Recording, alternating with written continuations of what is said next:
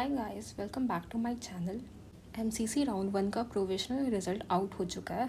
बहुत से बच्चों को सीट मिली है, उनको कॉन्ग्रेचुलेशन। और जिन्हें सीट नहीं मिली उनका सॉल्यूशन भी है हमारे पास। जैसे कि आप देख सकते हैं, एक बार कट ऑफ एनालिसिस में आपको बता देती हूँ कि कट ऑफ एनालिसिस क्या रहा है इन 3 सालों में, 24, 25 और 26। 24 की बात करें तो उसमें सबसे डिफ़िकल्ट पेपर था। बहुत बार पेपर लीक होने के चांसेस हुए और डिफ़िकल्टी लेवल बहुत ज़्यादा रहा।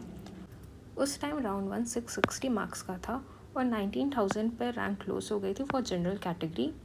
यही 2025 का पेपर कॉम्पिटिटिव लेवल का बनाया था एनटीए ने।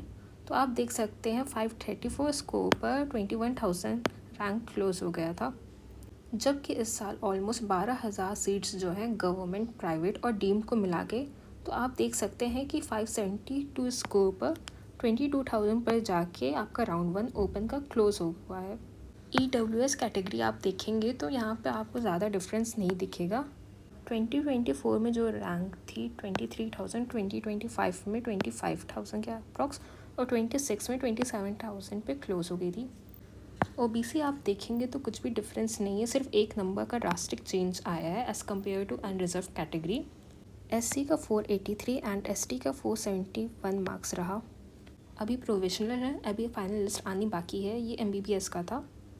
यहीं पे बीडीएस की भी देख लेते क्योंकि एमसीसी एमबीबीएस बीडीएस और नर्सिंग की काउंसलिंग कराता है। अनरिजर्व कैटेगरी के लिए 540 मार्क्स पर 41,000 पे रैंक क्लोज हो गया है। ईडब्ल्यूएस की बात करें तो 540 पे 45,000 पे रैंक क्लोज हो गई है। ओबीसी में यहाँ पे भी ज़्यादा डिफरेंस नहीं, बस 1 मार्क्स का डिफरेंस है और 42,000 पे रैंक क्लोज हो गई है। एससी का 458 रहा है और एसटी का 445 कट ऑफ रहा है।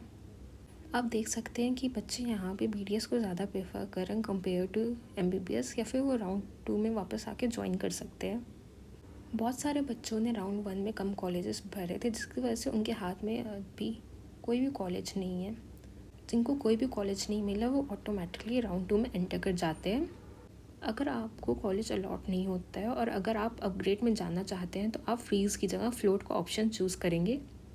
जिनको कॉलेज नहीं मिला है उनको क्या करना है, देखिए अब आप राउंड 2 में मैक्सिमम कॉलेज फिल करेंगे। अब आपको ये नहीं देखना कि कॉलेज नॉर्थ में, साउथ में, ईस्ट में या वेस्ट में, आपको सारे कॉलेज फिल करने। आप ये देख सकते हैं कि आप अपनी प्रेफरेंस नॉर्थ को दें, फिर वेस्ट को दें, ईस्ट को दें, साउथ को दें। प्रेफरेंस आप रख सकते हैं अपनी, लेकिन आपको सारे फिल करने हैं। भरने आपको सारे कॉलेज हैं, वरना ऐसा ना हो कि रैंक आने के बाद भी, मार्क्स लाने के बाद भी आप काउंसलिंग में गलती कर दें और आपको जीएमसी ना मिले। तो चाहे आप जीएमसी की काउंसलिंग कर रहे हैं या आप डीम्ड की काउंसलिंग कर रहे हैं, आपको सारे कॉलेज अब भरने चाहिए। ऑलराइट, अब दूसरी चीज़ देखते हैं जिसकी काउंसलिंग ऑलरेडी स्टार्ट है, जैसे कि छत्तीसगढ़, कर्नाटका, वेस्ट बंगाल, राजस्थान।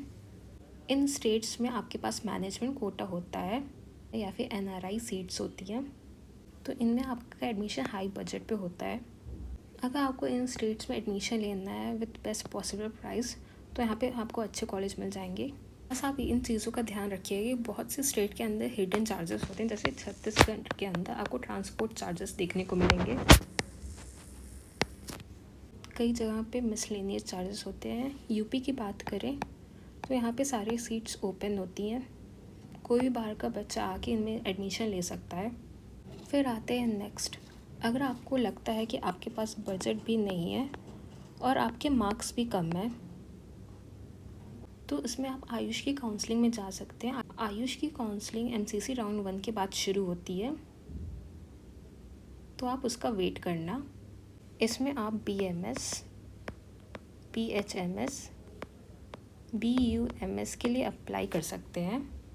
अब आते हैं उन बच्चों पे जिनको एमबीबीएस ही करना है, उनको बजट भी कम चाहिए, उनके मार्क्स भी कम हैं, तो आप अब्रॉड से एमबीबीएस कर सकते हैं। इसमें मैं 2 ही कंट्री सजेस्ट करूँगी, एक नेपाल और एक रशिया। बाकी जगह के लिए मैं मना करूँगी क्योंकि अभी किर्गिस्तान के लिए मना हो गया है बिल्कुल। अभी वहाँ की जो है कुछ प्रॉब्लम चल रही है। तो नेपाल आपका 100% एनएमसी की गाइडलाइंस को फॉलो करता है।